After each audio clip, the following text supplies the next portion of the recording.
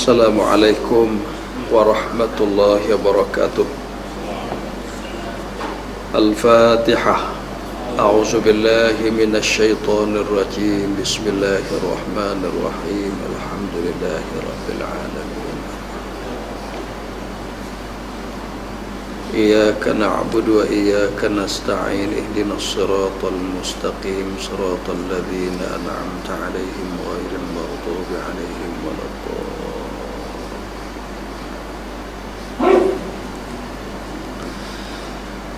Bismillahirrahmanirrahim. Alhamdulillahi rabbil alamin. Wassalatu wassalamu ala asyrafil anbiya'i wal mursalin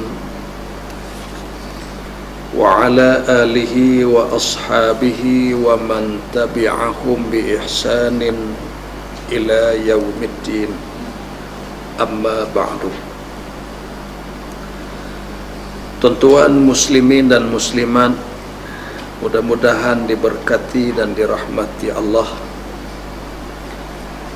Kita sambung malam ini dari Sirah An-Nabawiyah dalam bab yang kedua, iaitu nombor yang ketujuh di sudut faktanya. Manakala Rasulullah sallallahu alaihi wasallam pula pada saat-saat ini sentiasa mengadakan perjumpaan rahsia dengan mereka yang telah beriman di rumah Al-Arqam bin Abil Arqam yang juga telah memeluk Islam.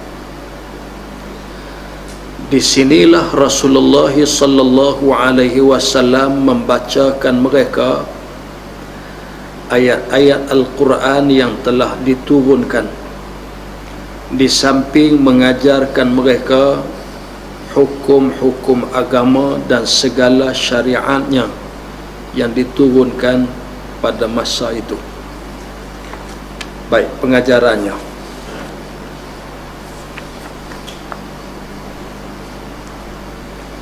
Nombor 7 juga. Para juru dakwah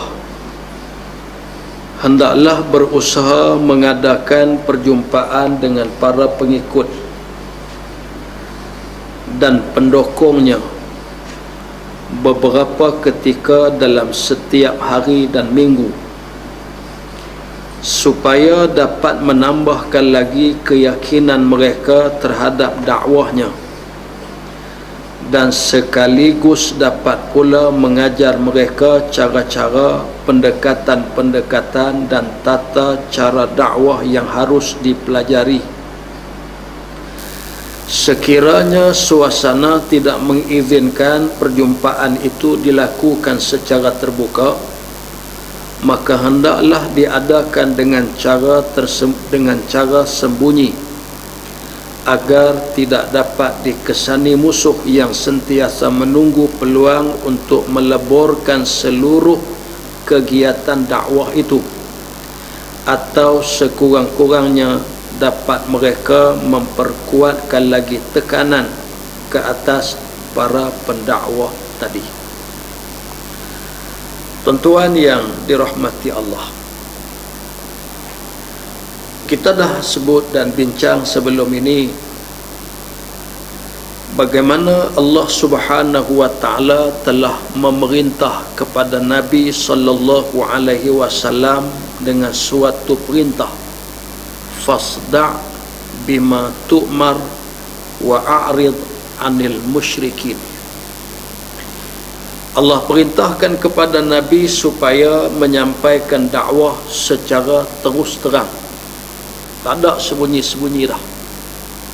3 tahun yang pertama, sebagaimana yang kita baca dalam sirah, Nabi bertemu dengan orang demi orang, individu demi individu, orang-orang yang rapat, kenalan yang dekat, orang yang biasa berurusan dengan perniagaan dan sebagainya, dalam bentuk dakwah secara senyap, dakwah sirriyah.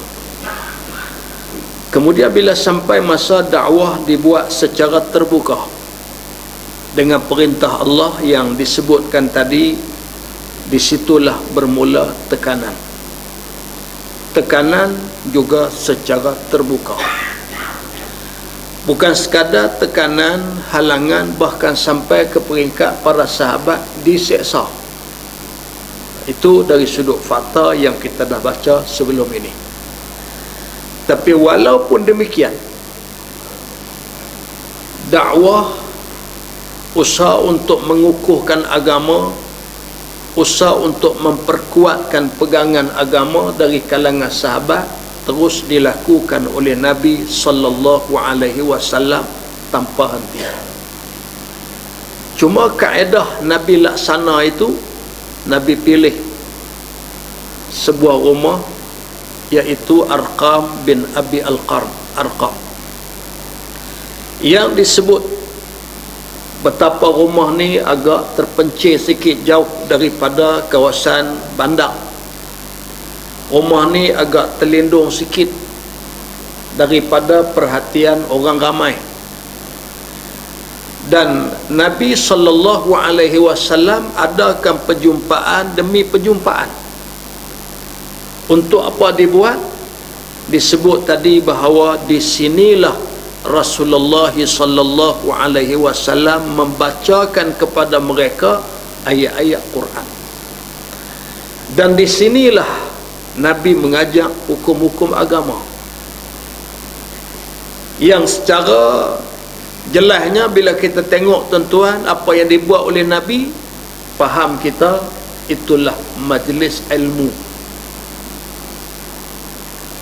Dalam apa keadaan sekalipun, dengan tekanan, dengan penyiksaan, dengan halangan daripada musyrikin terhadap dakwah Nabi, tapi dari sudut majlis ilmu berjalan. Cuma dibuat dengan keadaan dan waktu, suasana yang sesuai macam tu pada ketika itu di rumah Arqam bin Abi Arqam. Yang kedua tuan-tuan, kita boleh faham bahawa inilah satu perjumpaan-perjumpaan untuk Nabi mentarbiah, nak bentuk, Nabi nak menggarap, Nabi nak membina kepribadian yang ada kepada para sahabat melalui menanamkan kepada para sahabat kefahaman yang terang jelas tentang agama. Ini tuan-tuan kalau kita tengok secara umumlah apa yang disebut kepada kita oleh pengarang. Cuma kalau kita nak perhati tempat kita, saya kadang tuan-tuan bila bercakap tajuk majlis ilmu, tajuk pendidikan, pusat-pusat pendidikan, tajuk medan tarbiyah, kita perhati tengok dalam masyarakat kita sejak daripada zaman sebelum merdeka, zaman penjajah, sampailah zaman selepas merdeka, dan sampai hari ini pun kita lihat bagaimana zaman penjajah lah secara khusus, yang boleh jadi waktu tu sekolah kebangsaan pun tak wujud lagi, pusat-pusat ilmu secara formal tak ada lagi, tok-tok guru, alim ulama mewujudkan pondok-pondok. Dan biasanya tuan-tuan pondok-pondok ni hak kita duduk berjumpa dah lah, dibuat kajian di Kedah ni, kalau ikut pondok secara rasmi dah 100 tahun. Dah 100 tahun usianya. Jadi kalau 100 tahun, kita merdeka baru 56. Artinya kewujudan pondok sebelum daripada negara merdeka dan waktu negara dijajah. Di mana tuan-tuan wujud pondok ni? Kebiasaannya kampung-kampung, kawasan-kawasan pedalaman, duduk tempat-tempat terpencil. Jarang ada pondok di Pekan. Pekan ni pondok telefon ada lah. Tapi kalau pondok pengajian, kampung. Tapi walaupun demikian, bukan dia terhenti setakat tu. Bila sampai satu masa kita pun dah merdeka, dah makin terbuka, makin bebas dan sebagainya, sebagaimana Nabi SAW daripada rumah Arqam bin Abi Arqam waktu zaman tekanan, tapi selepas daripada hijrah Nabi SAW majlis ilmunya adalah majlis yang terbuka, majlis ilmu yang dianjurkan oleh Nabi dengan dibina satu buah bangunan yang disebut dengan masjid. Masjid ni diistilahkan dengan jami'. Sebab tu tuan-tuan, kerajaan-kerajaan Islam selepas daripada wafat Rasulullah, bangkitlah apa kerajaan sekalipun, sebut Amawiyah ke, Abbasiyah kan, sampai pada Fatimiyah, mereka bila buka satu kawasan baru, bina masjid. Masjid akan menjadi pusat ilmu. Ini sejarah yang kita boleh tengok. Dan tuan-tuan, termasuklah sebuah masjid yang sampai hari ini cukup masyhur dalam dunia, iaitu Jami' Al-Azhar, dibina oleh kerajaan Fatimiyah di Mesir. Yang tuan-tuan, daripada masjid inilah akhir menjadi Jami'ah University. Jadi kalau kita tengok, perhati macam tu, maknanya Nabi mengasaskan mula pendidikan ni macam pondok lah. Kemudian kemuncaknya kepada sebuah universiti. Jadi hadap jalan hari ni kita kira tak ada salah apa. Elok hadap jalan tu. Tok guru buka pondok elok, sekolah kebangsaan elok, sekolah menengah elok, kemudian tuan-tuan masjid kita duk mengaji pun elok, universiti yang dibuka dengan pembangunan yang cukup cantik, ada bangunan masjid, semua tu elok. Tujuannya sama sebagaimana yang dibuat oleh Nabi, iaitu untuk ilmu dan tarbiyah. Ini tuan-tuan yang berlaku di zaman Nabi SAW yang telah berjaya membentuk suatu kelompok manusia yang disebut dengan Safwatul Mukhtarah. Satu kelompok, satu kumpulan yang terpilih, yang mereka ini juga digelar dengan As-Sabiqun Al-Awwalun, orang-orang awal yang memeluk Islam, yang di tangan mereka lah Islam boleh tersebar ke seluruh dunia, dan di tangan mereka lah Islam boleh memerintah dunia. Mula di mana? Rumah Arqam bin Abi Arqam. Ini tuan-tuan di antara sejarah yang bila kita baca boleh kita kaitkan dengan dunia pendidikan hari ini, yang tuan-tuan dibangun, dibina berasaskan kepada apa yang diusahakan oleh tok-tok guru pondok. Sebab tu tuan-tuan kita melihat jasa tok-tok guru ni cukup besar. Cukup besar jasa mereka tuan-tuan dalam mempertahankan akidah umat, sehingga dibincangkan betapa waktu zaman penjajah, selepas penjajah, sebelum wujud sekolah-sekolah yang macam ada hari ini, benteng terakhir mempertahankan akidah umat duduk di pondok-pondok. Alhamdulillah tuan-tuan, kita di Kedah lah secara khusus, kita ada hampir 30 pondok. 30 pondok yang tok-tok guru ni beroperasi, dan hari ni pembangunan pondok kalau kita duk perhati tengok memang cukup hebat. Bukan lagi macam pondok-pondok dulu sekadar rumah tok guru, masjid sebelah, lepas pada tu bangunan-bangunan kecil, rumah-rumah kecil yang kita pergi tengok serba uzuk. Hari ni kalau tuan-tuan pergi di sebelah Yan, notang sungai Dedak, tengok bangunan, subhanallah, cukup hebat. Tu tuan-tuan dibangun dan dibina oleh tok-tok guru baru. Kalau kita pergi di Sungai Mati, Ustaz Johari, seorang bekas pegawai tinggi kerajaan, dia mengaji di pondok Pasir Tumbuh lah apa semua, daripada pegawai tinggi kerajaan letak jawatan, pergi duduk sila depan tok-tok guru, kemudian balik jadi tok guru. Saya tanya dia, macam mana Ustaz boleh buka pondok? Dia sebut, dia kata antaranya bila balik daripada Kelantan, cadang tu nak mengaji biasa, mengaji untuk amalan, untuk anak-anak, untuk keluarga. Tapi bila balik main nak jaga mak, kebetulan mak dia sakit, jadi duduk sambil duduk jaga ni, orang kampung mai 2-3 orang tanya, tak boleh tolong ngajak lah. Kita boleh lah kita buat, tengoklah. Nah, sapu-sapu sampah bawah rumah tu jadi buat kelas bawah tu. Bila buat kelas, orang pakat main mengaji. Alhamdulillah. Daripada situ akhirnya bangun sebuah pondok cukup hebat.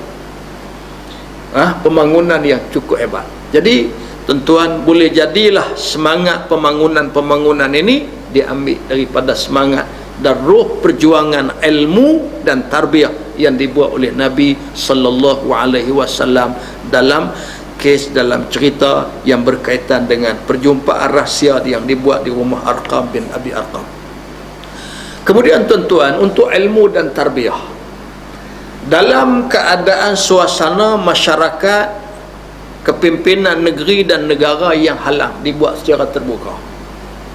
Saya ingat tuan-tuan, dalam gerakan Islam di dunia yang menghadapi tekanan, antaranya ialah Ikhwan di Mesir. Ikhwan yang terbaru hari ini pun kita tengok Perdana Menteri Mesir mengisytihar Ikhwan bukan sekadar sebuah pertubuhan haram, bahkan lebih teruk lagi, Ikhwan dianggap sebagai pertubuhan pengganai. Cukup teruk. Dalam sejarah Ikhwan daripada 1928 sampai hari ini, tah berapa kali kena haram, berapa kali pemimpin dibunuh, berapa kali pemimpin ditahan, berapa kali tuan-tuan tekanan cukup dahsyat. Tapi Ikhwan tak mati. Tiba-tiba tuan-tuan, di saat pemimpinnya dibunuh, di saat pemimpinnya mati di tali gantung, di saat pemimpinnya kena penjara cukup ramai, dunia terkejut. Ikhwan boleh menang dalam pilihan raya di Mesir.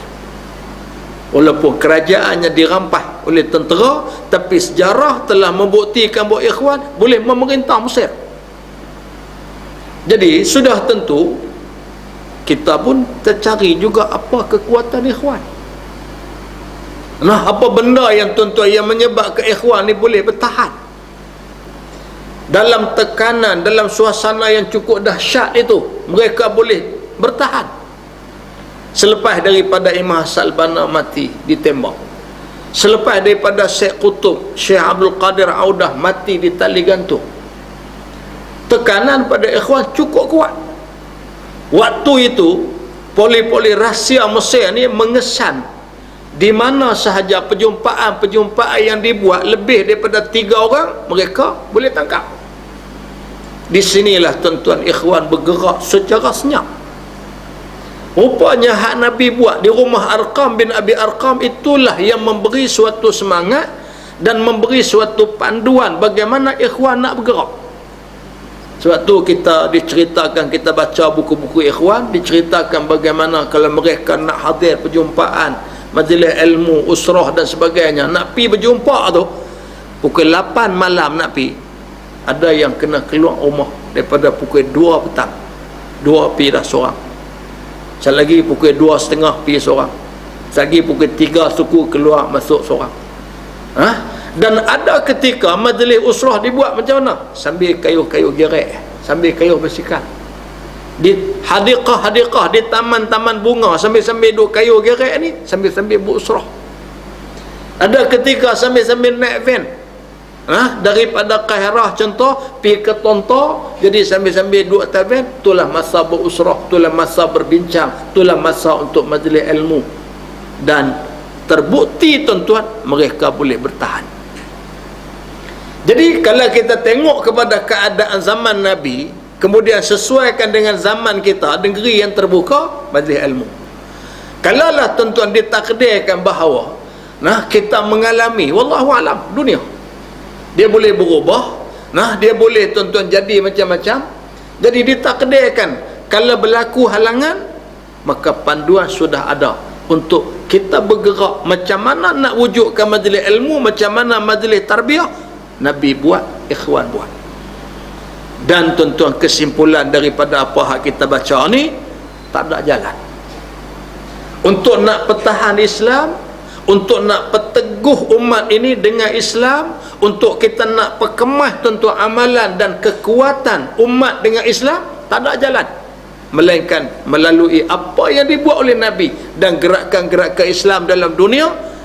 Majlis ilmu, tarbiyahnya, tak kira secara terbuka ataupun secara tertutup. Nah, berdasar kesesuaian dan keadaan yang ada pada ketika itu. Jadi inilah saya kira kesimpulan yang kita boleh ambil daripada fakta sejarah sirah Nabi sallallahu alaihi wasallam. Kemudian yang ke-8.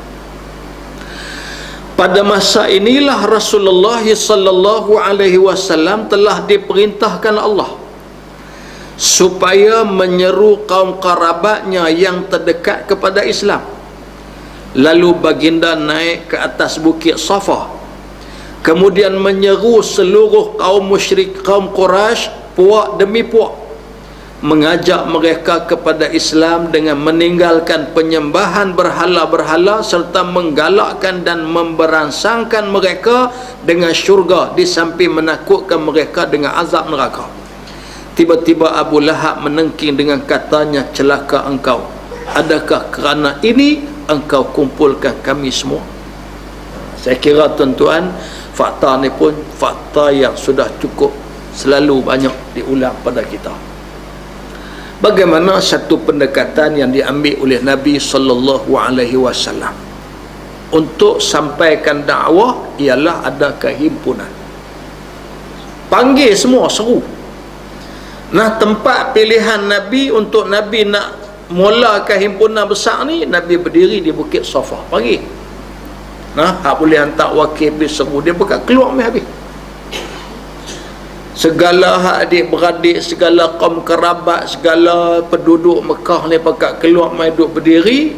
Nabi sallallahu alaihi wasallam pun menyampaikan ucapan. Kalau kita tengok tuan-tuan, antara isi ucapan Nabi-nya ialah Nabi uji dulu. Hadirin penduduk Mekah ini, tara mana kepercayaan mereka kepada Nabi. Cara Nabi uji, satu soalan. Nabi kata, kalau aku bagi tahu kepada kamu, ni di belakang Bukit Safa ni ada satu bala tentera akan serang kamu, kamu nak percaya ke tidak? Kalau aku bagi tahu di belakang bukit ni ada satu bala tentera akan serang kita semua ni, percaya ke tidak? Penduduk Mekah semua jawab, kami percaya. Pasal apa percaya?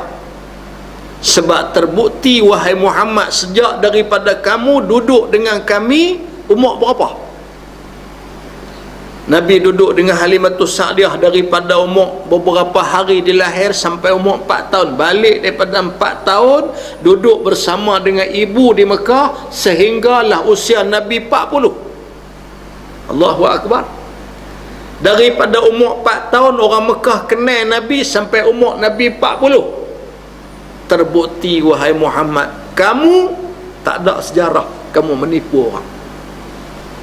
Bohong ni tak ada. Nah, adik-beradik dekat pun tak pernah kenal kamu bohong, kawan-kawan dekat tak pernah kenal kamu bohong. Nah, orang hak kenal daripada jauh pun tak pernah tahu, tak pernah dengar kata Nabi Muhammad bohong. Yang ada ialah Muhammad ini sadiq, benar. Dan ditambah lagi dengan al-amin, sadiqul amin, satu orang yang benar lagi beramanah. Hak ni yang orang kenal. Lalu Nabi sallallahu alaihi wasallam bila dah orang percaya, dah orang yakin, tak pernah tipu, tak pernah bohong, Nabi pun sampaikan. Peluang dia ambil, dah hampa kata aku tak pernah bohong, kun abang. Satu masa kita akan mati, kemudian hidup balik. Semacam mana kita tidur kemudian bangkit semula. Bila hidup balik, kita akan disoal. Tuan-tuan, bila terbit hak tu, Abu Lahab lompat bangkit selalu, tunjuk ke muka Nabi, tabballaka, celaka engkau wahai Muhammad. Alihaza jama'tana, adakah hanya kerana nak habaq benda ni hang himpun kami semua? Sebab tu tuan-tuan disebut, kita baca dalam sejarah, kita akan berjumpa bagaimana alim ulama membuat ulasan bahawa cabaran besar Nabi nak sampai ke Islam bila sampai kepada seruan Nabi bahawa selepas mati ada bangkit semula. Hak ni yang paling payah. Walaupun nak abad ke manusia bahawa Tuhan ni esa, hak tu pun payah, tapi hak nombor dua lagi payah. Dia sebab tuan-tuan di Mekah ni benda hak Nabi sampaikan dua ni hak besar. Satu, Tuhan esa. Nak abad Tuhan satu pun pasal apa? Payah nak abang Tuhan satu ni pasal masyarakat Arab daripada terbit lahir daripada perut mak, celek-celek mata ni keliling dah dengan Tuhan berhala. Kaabah ada beratus, kemudian dikeliling pintu-pintu masuk. Pasal kalau kita tengok Mekah ni dia lembah, tepi tu bukit, kemudian ada beberapa lorong masuk, tiap-tiap lorong masuk. Lorong mana sekalipun akan diletakkan berhala yang cukup besar. Lata, Uzza, Manat, Hubal. Apa lagi berhala ada, semua besar-besar keliling Mekah. Ini yang orang Mekah tengok. Tiba-tiba Nabi mai, Tuhan esa. Cukup payah ni. Sehingga musyrikin Mekah ni mai berjumpa Nabi Muhammad, sif lana rabbaka. Muhammad, dah kamu tak boleh terima Tuhan hak kami duk sembah selama ni, Lata, Uzza, Manat, Hubal ni kamu kata tak betul. La sif lana rabbaka. Tolong cerita sat lagu mana yang dikatakan Tuhan engkau. Tu yang Tuhan buat turun mai qul huwallahu ahad. Jadi tuan-tuan, ni satu cabaran. Cabaran nombor dua hak lebih besar daripada itu ialah nak habaq ke orang lepas mati bangkit semula. Tuan-tuan, kalau kita baca dalam surah Al-Baqarah cerita Bani Israel, tak percaya kepada bangkit semula, hidup selepas mati, sampai Allah tunjuk. Lagu mana Tuhan tunjuk kepada Bani Israel? Ditakdirkan berlaku dalam masyarakat Bani Israel, satu laki-laki kaya dibunuh, mayat dibuang dan diletakkan di satu pintu masuk, kita kata gerbang lah, ataupun pintu kota masuk ke satu kampung, menyebabkan timbul tuduh menuduh di antara tempat asal, kampung asal orang kaya ni dengan hak kampung sebelah yang mayat dibuang. Hak kampung asal ni tuduh orang sana lah bunuh, pasal tu mayat duduk sana. Orang sana kata bodoh ke kami, takkan kami nak bunuh orang balik mai sini. Bertengkar sehingga hampir bergaduh, berperang, bawa masalah pergi mengadu dengan Nabi Musa.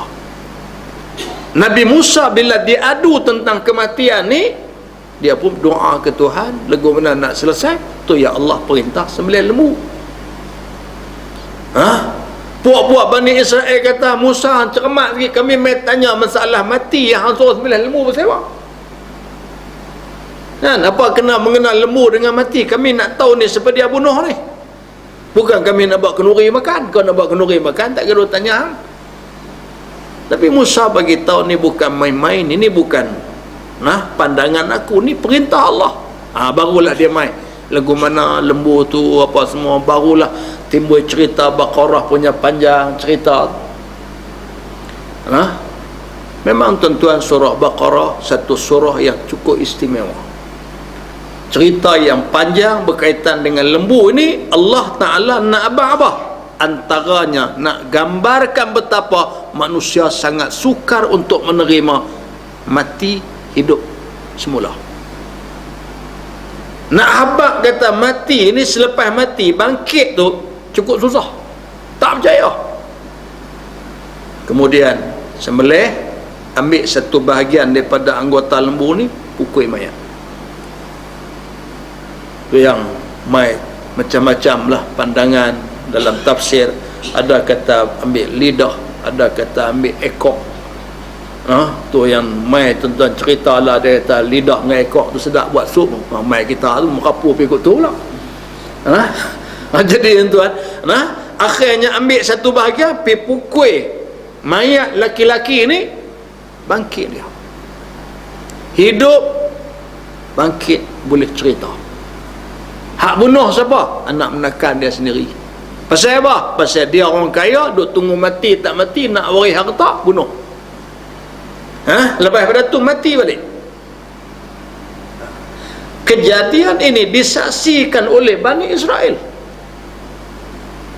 Tengok dah, Nabi Musa kata tengok, pertama selesai dah masalah, kamu nak cari siapa pembunuh. Yang kedua, masalah besar yang kita hadapi, yang kamu duk kata selepas mati tak mungkin berlaku hidup semula. Ni Tuhan bagi hidup semula depan mata kepala kita. Tapi puak-puak ni dia kata apa? Dia kata ni semua sihir kamu wahai Musa. Tu yang Tuhan turun mai ayat, summa qasat qulubukum min ba'di dzalik fahiya kal hijarah. Kemudian hati kamu tu jadi keras macam mana kerasnya batu. Pasal apa tuan-tuan? Cerita apa tu? Cerita bangkit semula. Sama hak berlaku zaman Nabi. Pasal apa yang Abu Lahab bangkit terus tunjuk ke muka Nabi, celaka kamu wahai Muhammad. Pasal apa? Hanya kerana inikah kamu kumpulkan kami? Marah Abu Lahab tu di mana? Bila abang kata selepas mati ada hidup semula. Pasal kami tak pernah tengok pun orang mati balik. Berapa banyak ada tok nenek kami yang mati, tak ada siapa balik pun. Tak ada siapa hak hidup semula pun. Pasal apa yang kamu main abang kata hidup semula? Tu yang tuan-tuan, selepas daripada itu As bin Wa'il antara kisahnya bawa mai tulang-tulang buruk lungguk depan Nabi, ambil pula ketui batu ke apa, katok bagi pecah tulang ni. Nabi duk tengok apa dia nak buat ni. Last sekali dia tanya Nabi Muhammad, wahai Muhammad, kamu dakwa selepas manusia mati manusia akan hidup semula. Aku nak tanya hang ni, tulang yang hancur begini macam mana nak bangkit semula jadi satu manusia? Bukan senang nak jawab tuan-tuan. Kalau kita hari ni pada ambil ketui tulang tenggalung kepala, aku nak abang tak erti. Tapi inilah faktanya, hak terpaksa dilalui oleh Nabi. Itu cabaran yang Nabi lalui. Bagaimana tuan-tuan musyrikin menentang, musyrikin menempelak Nabi Muhammad sallallahu alaihi wasallam secara terbuka bila diadakan himpunan yang macam tu. Jadi himpunan ni dibuat, segala anak beranak, segala ahli keluarga, segala apa, dan memang pun Abu Lahab adalah ahli keluarga Nabi yang cukup dekat, iaitu Abu Lahab adalah pak saudara Nabi. Pak menakan tuan-tuan. Abu Lahab ni pak menakan betul-betul. Abu Jahal tak. Abu Jahal ni di kalangan musyrikin apa semua. Tapi kalau Abu Lahab ni memang anak kepada Abdul Muttalib. Last sekali tuan-tuan kita tengok lapan ni apa dia, di antara kesimpulan faedah yang disebut oleh pengarang kitab kita. Para pendakwah hendaklah mengutamakan sanak saudaranya yang terdekat terlebih dahulu. Ini sebagai langkah mula. Sampaikanlah seruan Islam kepada mereka semua.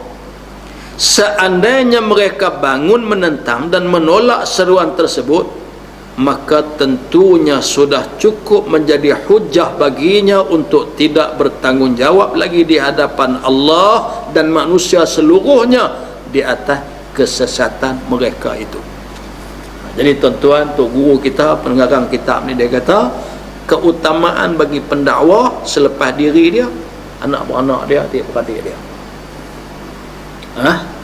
Pasal apa? Pasal memang tu tanggungjawab dia. Ibda' binafsik, Nabi kata, mula dengan diri kamu, summa kemudian biman ta'ul, orang hak di bawah kamu, dia beradik, keluarga apa semua. Kalaulah tuan-tuan adik beradik keluarga ni dah sampai, dah seru, dah ajak, tiba-tiba tentang, adakah selepas daripada tu pendakwah ni kena berhenti? Allah, dia kata aku nak pergi terus lagu mana, adik beradik pun tak lepas.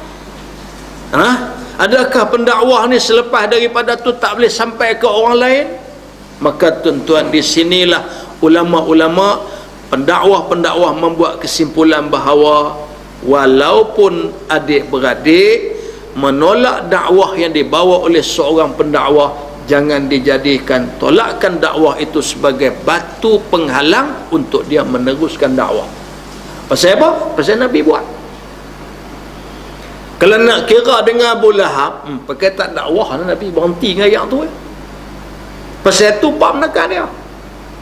Pakai tak boleh dakwah lah Nabi kepada orang Madinah. Kalau Nabi dakwah kepada orang Yasrib, Yasrib kata apa? Muhammad ai duk kalut kami apa menekan hang pun tak selesai. Tak. Abu Lahab tidak jadi batu penghalang. Berapa ramai lagi ahli keluarga Nabi yang dekat.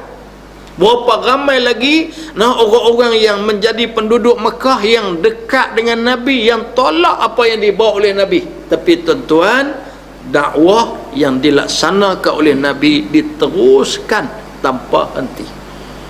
Mailah halangan adik-beradik sendiri ke, pak keluarga, pak menakan ke, siapa ke, berhenti dakwah dak sekali. Itu satu sudut kita tengok. Satu sudut yang lain tuan-tuan, nak abang kata cabaran, halangan dakwah jangan kita nampak dia nak main luar saja. Kadang-kadang dia main dalam rumah tangga sendiri. Hak nak jadi cabaran ni, hak nak jadi dugaan ni. Nabi Allah Nuh alaihi salam anak sendiri. Nabi Allah Lut isteri sendiri.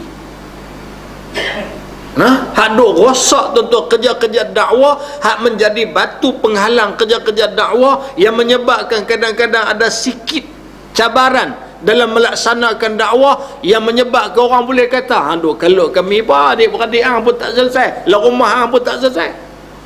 Cabaran. Maka cabaran ini tuan-tuan dijawab dengan peristiwa ini. Sebab ialah kadang tuan kita jadi apa? Jadi tok imam, jadi tok bilal, jadi jawatan kuasa masjid, jadi khatib, jadi pendakwah, jadi penceramah. Kadang berdepan dengan cabaran ini. Dalam kita duk berang-berang tuan-tuan atas mimbar, anak kita walaiyazubillah. Dalam keadaan tok imam tuan-tuan tiap-tiap minggu naik atas mimbar memberikan ucapan. Dalam lagu tu anak tok imam tiba-tiba polis ambil. Pasal apa? Dadah. Adakah kita hak mai tuan-tuan dalam masjid oleh kerana tu imam baca khutbah, anak dia terlibat dengan dadah, kita pun tengok-tengok tu imam naik, kata tu imam turunlah, bagi orang lain lah pula. Tu imam tu nak nasihat kami apa, keluarga tu imam pun tak selesai. Diajak kepada kita tuan-tuan bahawa ini di antara perkara yang ditunjukkan oleh Nabi sallallahu alaihi wasallam, dan sejarah telah membuktikan bagaimana semua itu tidak jadi penghalang kepada usaha dakwah terus. Baik. Kemudian yang ke-9, kaum Quraisy sangat berhasrat untuk menangkap dan menghapuskan Nabi sallallahu alaihi wasallam. Akan tetapi baginda dikawal ketat oleh bapa saudaranya Abu Talib. Beliau tidak akan menyerahkan baginda kepada kaum Quraisy sama sekali. Pernah beliau meminta Rasulullah sallallahu alaihi wasallam mengurangkan sedikit dakwahnya di belakang mereka itu. Dengan permintaan Abu Talib itu menyebabkan baginda menyangka bahawa bapa saudaranya tidak mahu menolongnya lagi. Lantas mengucapkan kata-katanya yang masyhur, wallahi law wada'u syamsa fi yamini wal qamaru fi yasari ala an atruka hadzal amr hatta yadhharahu Allah aw ahlaka dunah ma taraktu. Demi Allah, seandainya mereka meletakkan matahari dalam tangan kananku dan bulan di tangan kiriku supaya aku tinggalkan tugas aku ini, sama sekali tidak aku tinggalkannya sehingga Allah menjayakannya atau aku mati kerananya. Tuan-tuan yang dirahmati Allah sekalian, kaum musyrikin ini ialah musuh Islam. Sepanjang zaman musuh Islam ni perangai dia serupa. Dia akan halang apa jalan, apa daya, apa usaha dengan berbagai kaedah. Mereka dari sudut sasaran penyiksaan, mereka duk cari orang-orang yang lemah. Sebab tu kalau kita baca dalam sejarah pun, orang hak kena siksa ni hamba, mustad'afin, orang-orang lemah. Nah, Bilal bin Rabah. Kemudian hak kena siksa ialah Ammar, Yasir, Sumayyah. Ni orang-orang lemah. Orang lemah kena siksa. Pasal apa? Tak ada siapa bela. Bila mereka nak sasarkan serangan kepada Nabi, waktu tu mereka berhadapan dengan halangan. Siapa dia penghalangnya? Hak jadi batu penghalang yang tak boleh mereka sentuh batang tubuh Nabi ni, dua jiwa. Pertama Abu Talib, yang kedua Khadijah. Dua-dua ni tokoh. Khadijah ketokohannya dari sudut keluarga bangsawan, dari sudut hartawan, dan dia ni orang yang jenis dermawan, dia jenis orang baik. Semua orang Mekah kenal. Dia pemalu dengan Khadijah. Tapi takat malu dengan Khadijah tak cukup, pasal Khadijah banyak dalam rumah. Yang jadi benteng Nabi di luar Abu Talib. Abu Talib ni tuan-tuan, kalau kita baca dalam sirah, ialah kebanyakan ulama menyebut Abi Talib tidak Islam. Masyhurlah riwayat sehingga Nabi tahun duka cita, tahun yang ke-10 diangkat jadi Rasul, sampailah Nabi berusaha sedaya upaya ajak Abi Talib mengucap. Nabi duka cita sangat bila mati tak boleh mengucap. Dan sampai Tuhan turun ayat, innaka la tahdi man ahbabta walakinnallaha yahdi man yasha. Kamu tak boleh bagi hidayah wahai Muhammad, walaupun pada orang yang paling engkau cintai, hak paling engkau sayang wahai Muhammad, tak boleh nak bagi hidayah. Pasal hidayah kerja Tuhan. Jadi masyaallah tu tuan-tuan huraian tu. Tapi ada juga ulama, ada buku tuan dijual, sebuah buku, saya pun tak ingat apa tajuk. Tapi memang pandangan-pandangan ulama, di antaranya Imam Abu Zahrah berpandangan bahawa bagi dia Abi Talib Islam dengan hujah. Abi Talib tak pernah hina Islam, Abi Talib tak pernah diriwayatkan menyembah berhala, macam-macam lah. Jadi tuan-tuan, urusan Abi Talib ni kita serah ke Tuhan lah. Tapi sejarah, fakta sejarah, Abi Talib pembela Nabi yang cukup utama. Antara faktor tuan-tuan yang dia bela Nabi sangat ni pasal apa? Sebab Abi Talib ni, dia satu orang yang berlatar belakang anak Abdul Muttalib yang memang kuat memegang amanah. Kalau kita baca balik di saat kematian Abdul Muttalib, Abdul Muttalib ni anak dia ramai 10 orang. Jadi anak-anak lengkong, anak mati muda ni hanya Abdullah, lain-lain duk ada. Jadi anak seorang dia duk tengok muka. Pasal Nabi waktu tu umur 8 tahun. Ni pada siapa dia nak tinggalkan Nabi ni? Di saat dia sakit, dia umur dia pada waktu tu kalau tak salah ingat saya 115 tahun, Abdul Muttalib. Jadi dia tengok anak dia yang sulung nama Al-Haris. Sama juga anak-anak banyak, 9 orang lagi dua ada. Jadi bila tengok ni, sampailah kepada giliran Abi Talib. Dia kata, Abi Talib, aku tahu kamu orang susah. Abi Talib anak ramai, bukan orang kaya. Tapi aku tahu kamu ni Abi Talib, kalau sekiranya aku amanahkan sesuatu, engkau ni sebaik-baik orang yang memegang amanah, maka aku amanahkan kepada engkau Muhammad selepas daripada aku. Dia mula tuan-tuan daripada usia Nabi 8 tahun tu. Pasal tu kita baca dalam fakta sejarah pun, selepas daripada Abi Talib pegang amanah Abdul Muttalib ni, ada riwayat kata umur Nabi 8, ada riwayat kata 12, dia bawa Nabi untuk urusan perniagaannya. Dia ada anak-anak ramai tapi dia tak bawa. Tapi bila main Nabi Muhammad ni, Nabi Muhammad dia bawa. Pasal apa? Seolah-olah macam dia merasakan bahawa anak-anak dia tak ada masalah, ada mak, ada apa, tapi Muhammad ni tak ada siapa. Dialah bapa, dialah ibu, dialah datuk kepada Nabi Muhammad. Dia mesti bawa. Dan bila sampai di Busra, dah nak tuju ke Syam, sampai di Busra, tiba-tiba berjumpa dengan pendeta Buhaira ni. Dia melihat pada batang tubuh Nabi ada tanda-tanda kenabian dan kerasulan. Dia pun cadang kepada Abi Talib, demi keselamatan Muhammad kamu balik. Tuan-tuan, kita baca dalam sejarah, Abi Talib batalkan urusan perniagaan balik. Bukan main-main. Maknanya dia pegang amanah bapa dia Abdul Muttalib untuk jaga Nabi, jaga sungguh-sungguh. Kalau kita tuan-tuan piduk belah anak yatim, lepas tu jadi penghalang kerja buat kita, saya tengok budak ni sampai kerja buat aku pun jadi terhalang dengan sebab dia. Tapi Abi Talib dia punya jaga Nabi, sehingga tuan-tuan bukan setakat waktu Nabi Muhammad umur 8 tahun 9 tahun ni bawa pergi berniaga balik dah, jaga Nabi sehingga usia Nabi puluhan. Tu yang kata pegang amanah sungguh-sungguh.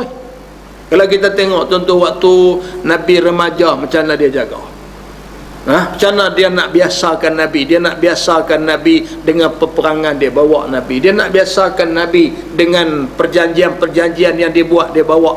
Sebab tu Nabi hadir dalam Hilful Fudul contohnya. Sampai hari ni tuan-tuan, cerita Hilful Fudul menjadi suatu panduan untuk tahaluf siasi, satu kerjasama politik. Tu waktu Nabi dengan Abi Talib. Nabi belah kambing dengan Abi Talib. Abi Talib cari modal. Nabi boleh berkahwin dengan Khadijah. Nabi nak pergi jadi ahli perniagaan tu. Siapa tuan-tuan yang mencari modal untuk Nabi? Abi Talib. Dia berjumpa dengan Khadijah. Banyak bentuk tuan-tuan, banyak kisah kehidupan Nabi ni dengan Abi Talib. Cukup banyak. Waktu Nabi dan para sahabat kena kepung dalam kepungan ekonomi, ada kata 2 tahun, ada riwayat kata 3 tahun. Dalam tempoh kepungan ekonomi, Abi Talib waktu tu cukup uzur dah, cukup uzur. Tapi dalam keadaan dia uzur macam tu pun, tiap-tiap malam dia akan pastikan keselamatan Nabi menjadi keutamaan. Mana Nabi nak bermalam, di mana Nabi nak duduk, tidur malam, tidur ubah. Tiap-tiap malam dia ubah. Pasal dia tahu musyrikin ni kalau dia nak buat, dia boleh buat. Dia akan kesal di mana Nabi duduk, dia rempuh rumah ni. Jadi dia duduk tukar malam-malam, dia bawa pergi rumah ni, bawa pergi rumah ni, bawa pergi rumah ni. Waktu tu dia cukup uzur. Sebab tu tuan-tuan, selepas daripada selesai kepungan, selamat dah Nabi daripada kepungan ekonomi, Abi Talib makin menderita, makin sakit, meninggal. Jadi inilah kisah sikit sebanyak berkaitan dengan Abi Talib. Abi Talib bela Nabi Muhammad habis-habisan. Tu pun tuan-tuan, ada juga sikit Nabi terasa bila Abi Talib ni duk kena tekanan. Dia orang besar Mekah, orang yang sangat dihormati penduduk Mekah. Tapi Abi Talib pun tak dapat elak daripada kena tekanan. Puak-puak musyrikin ni main duk tekan dia. Mereka tahu Abi Talib akan bela Nabi. Jadi kok mana pun kita tak ada jalan, kena pergi tekan Abi Talib. Mereka pergi jumpa Abi Talib. Abi Talib, kami ni beginilah. Tak apalah hang nak bela, nak menekan hang, kami tak boleh halang. Hang ni memang bela sungguh-sungguh lah, nak menekan hang ni, hang bela sungguh. Hang bela sungguh. Lah begini, kami minta tolong hang rayu Muhammad ni supaya dia berhenti kerja buat dia. Rayu. Tu yang menyebabkan bila mana dia pergi rayu, dia sendiri tolong sampaikan suara puak-puak musyrikin Muhammad. Mereka main berjumpa dengan bapa ni, mereka mengadu ini, kamu macam ni, lah ginilah bapa nak minta kamu kurangkan sikit aktiviti. Ataupun nak cantik lagi, berhenti terus. Bila sebut berhenti itu tuan-tuan, memang dalam sejarah disebut Nabi ada terasa seolah-olah bapa saudaranya sudah tidak akan belanya lagi. Waktu itulah Nabi sebut dengan satu-satu kata yang cukup tegas, wallahi, demi Allah, kalaulah sekiranya mereka meletakkan matahari dalam tangan kananku. Nah, pi heret waktu matahari buh dalam tangan kanan. Nah, pi kait bulan waktu buh tangan kiri. Untuk apa? Nak suruh aku berhenti daripada buat kerja ni. Ni, aku dah buat ni, wahai bapa saudaraku, nescaya aku tak akan berhenti kecuali mereka binasa, atau aku binasa, ataupun Allah Ta'ala beri kemenangan pada kerja buat aku. Maknanya apa? Berganjak? Sama sekali tidak. Nah, kamu nak bela, kamu tak mau bela, kamu nak tolong, kamu tak mau tolong, wahai bapa saudaraku, nak berhenti? Sama sekali tidak. Lepas tu Nabi bangkit pi. Tuan-tuan, bila Nabi bangkit pi tu, ni bapa ni, nah, dia bela lebih pada, dia sayang Nabi lebih pada sayang anak. Bangkit pi.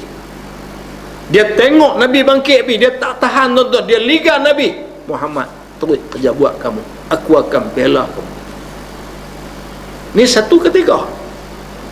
Dia mai satu ketika yang lain pula, musyrikin ni dia mai pula jumpa dengan Abi Talib. Abi Talib, kami ni suruh hang pujuk Muhammad, hang tak berjaya pujuk. Kami buat macam-macam lah. Nah, kami tawar itu ini semua, Muhammad tolak. Lau gini, kod hang ni sayang sangat ke Muhammad ni, pasal Muhammad ni satu anak muda yang baik, kacak, segak, gagah. Lau gini, kami nak buat mai satu laki-laki anak muda yang lain, kami nak bagi kat hang, hang bagi Muhammad kat kami. Hang ambil lah. Ni anak muda ni hang belah, dia ni pun lebih kurang Muhammad juga. Nah, tuan-tuan, apa Abi Talib jawab? Abi Talib kata, kamu buat satu pertukaran yang tidak adil. Kamu main nak tukar, bagi anak hampa kat aku, suruh aku belah, hampa nak ambil anak aku untuk hampa bunuh. Mana boleh? Ni yang kata Abi Talib ni. Allahu Rabbi, hebat tuan-tuan. Nah, cukup hebat Abi Talib. Jadi tuan-tuan, apa yang tiba pengajaran yang daripada kita baca tadi, nah, yang tiba dan pengajarannya duduk di nombor 6 tuan-tuan. Dia jadi terpatah balik pula. Dia punya fakta di nombor 9, dia punya pengajaran dia nombor 6. Baik. Kalaulah kita melihat kepada jawapan Rasulullah sallallahu alaihi wasallam yang diucapkan kepada bapa saudaranya Abu Talib, serta keengganan baginda menerima sebarang tawaran yang dikemukakan oleh kaum musyrikin kepadanya, sama ada harta kekayaan maupun pangkat kebesaran, maka ia jelas merupakan suatu bukti betapa jujurnya baginda dalam menyampaikan risalah Islam dan betapa besarnya kemahuan dan cita-cita baginda untuk memimpin manusia ke jalan yang benar. Tuan-tuan, hak ni, nah, hak ni tuan-tuan, satu perkara yang kita nak kena usaha, doalah ke Tuhan supaya Tuhan bagi kat kita tuan-tuan, nak boleh jadi Nabi, sudah tentu tidak. Nak jadi Rasul, tak, sudah tentu tidak. Habis dah kuota Nabi, kuota Rasul. Tapi kita nak doa kat Tuhan ni supaya hati kita, jiwa kita, hati dan jiwa yang ada pada Nabi. Nah, apa dia tuan-tuan? Dia sebut tadi ni, bagaimana jujurnya baginda dalam menyampaikan risalah Islam dan betapa besarnya kemahuan dan cita-cita untuk memimpin manusia ke jalan yang benar. Hak ni tuan-tuan,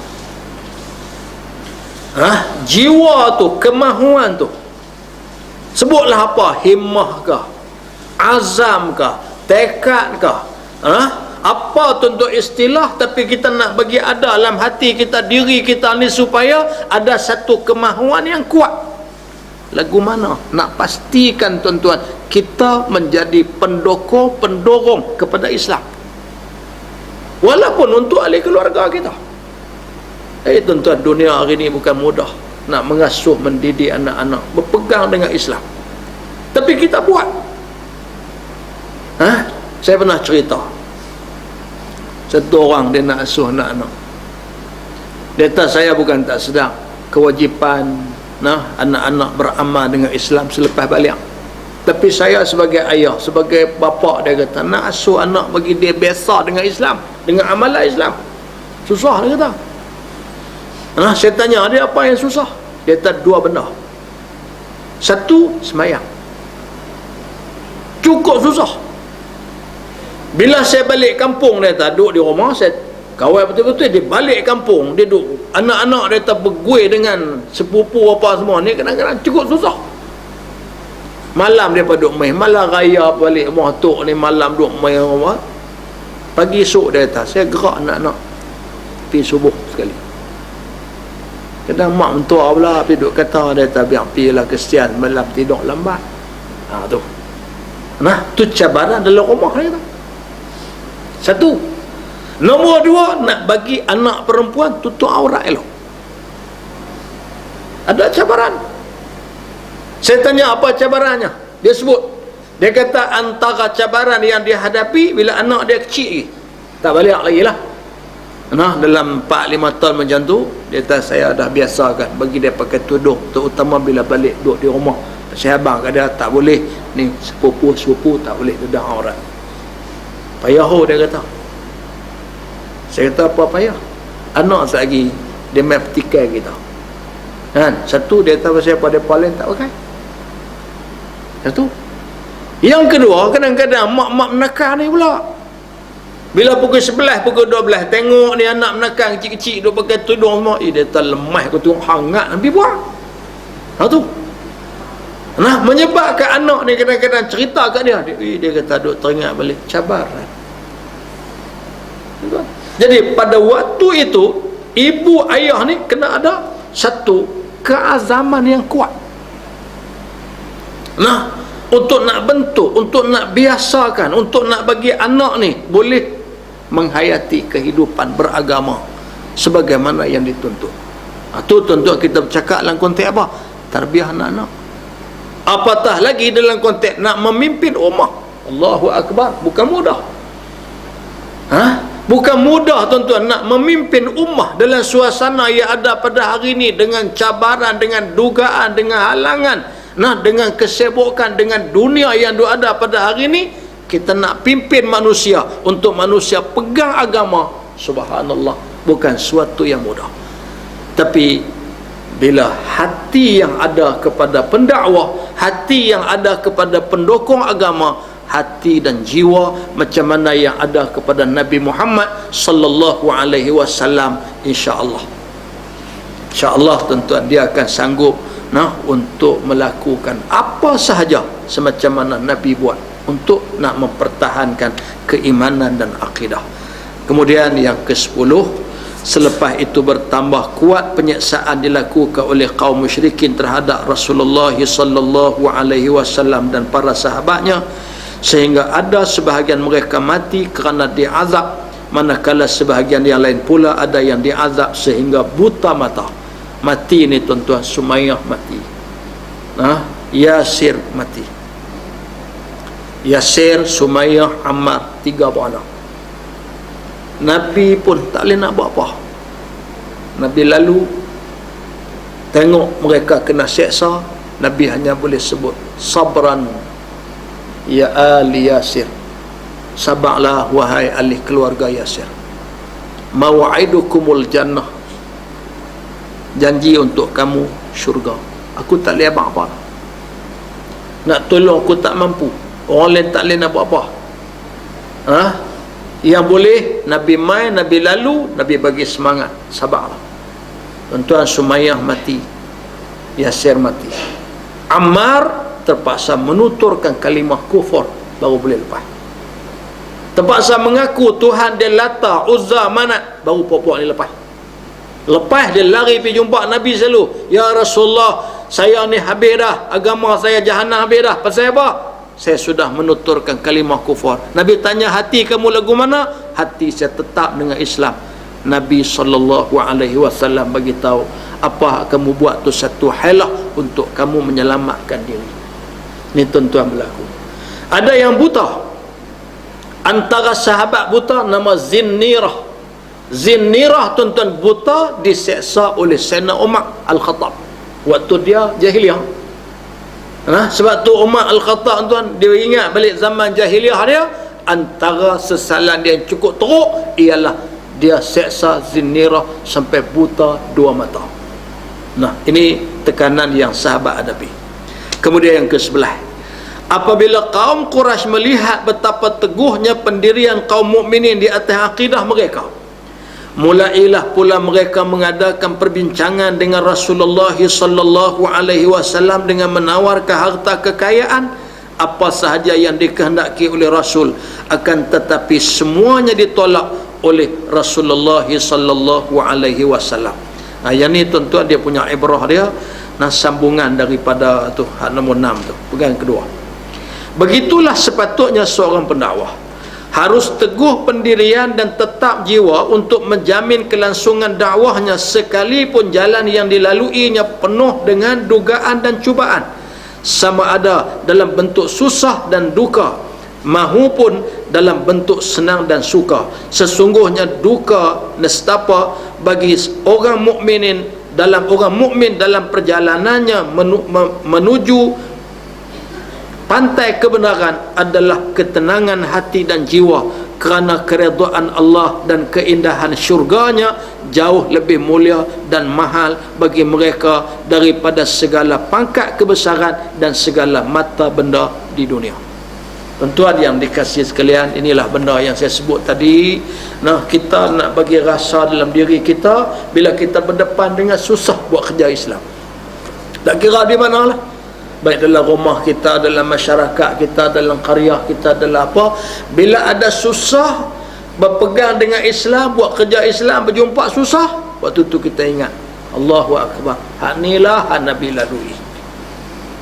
Tapi Nabi terus teguh, Nabi terus dengan pendirian, Nabi tak berganjak, dan hasil daripada keteguhan Nabi itu Islam sampai pada kita.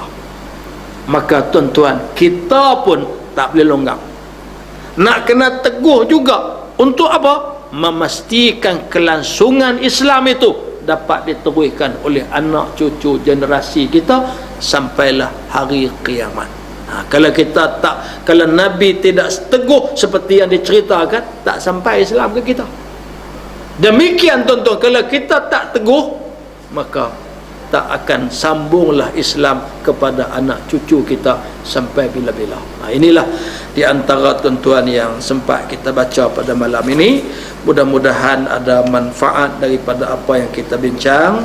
InsyaAllah panjang umur kita berjumpa pula pada fakta yang ke-12, bagaimana Nabi SAW mengizinkan para sahabat keluar daripada Mekah. Yang ni tuan-tuan sampai satu peringkat, bukan sekadar menuturkan kalimah kufur lagi dah, tapi untuk nak pertahan Islam ni tak mau dah.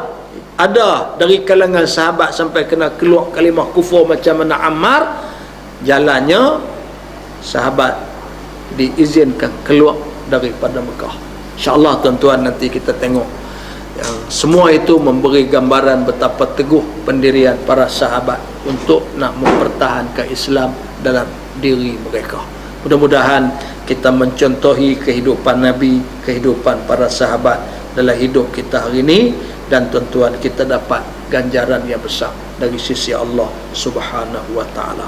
Bismillahirrahmanirrahim. Alhamdulillahi rabbil alamin, hamdan yuwafi ni'amahu wa yukafi'u mazidah.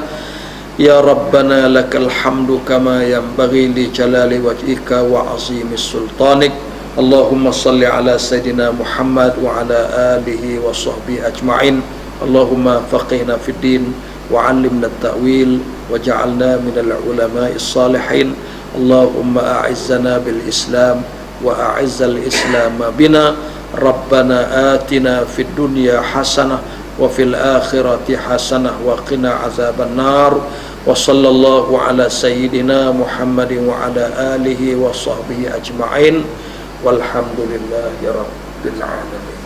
Subhanakallahumma bihamdik, asyhadu an la ilaha illa anta, astaghfiruka wa atubu ilaik. Bismillahirrahmanirrahim.